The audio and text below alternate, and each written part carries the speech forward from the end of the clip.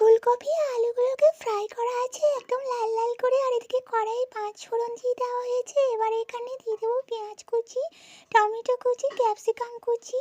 এটা দিয়ে দেওয়ার পর ওপর দিক থেকে হলুদ গুঁড়ো দিয়ে দিতে হবে। তারপর কিছুক্ষণ কষাতে হবে। কষানো হয়ে গেলে কিন্তু একদম এখানে অ্যাড করে দিতে হবে পরিমাণ মতন হলুদ গুঁড়া। হলুদ গুঁড়ো অ্যাড করে দেওয়ার পর আবার একটু কষিয়ে নিতে হবে। কষিয়ে নেওয়ার পর এখানে আবার এখানে অ্যাড করে দিতে হবে চিনির গুঁড়া একটু স্বাদ মতন দিয়ে দিলে ভীষণই টেস্টি হয়। আর আজকে যে রেসিপিটি তৈরি করতে চলেছি না, সেটা হচ্ছে ফুলকপি আলু ক্যাপসিকামের রোস্ট। তো এখানে মশলা বাটাটা শুধু দিয়ে দিয়েছি, আর এখানে ধনে বাটা আছে আর মশলা বাটা আছে।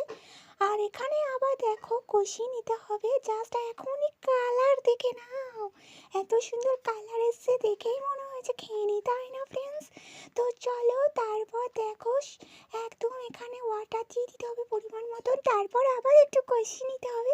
কষানোর পর এদিকে কিন্তু ফুলকপি আলুটা ফ্রাই করে রাখা আছে, সেটা দিয়ে দেবো। তারপর আবার একটু নাড়াচাড়া করে ওপর দিক থেকে গরম জলটা অ্যাড করবো। আর এই শীতকাল শেষের দিকে আর এইভাবে যদি ফুলকপি ক্যাপসিকামে আলুর রোস্ট করে খাও না, মাছ মাংসকে হার মানিয়ে দেবে এই ফুলকপি রোস্ট।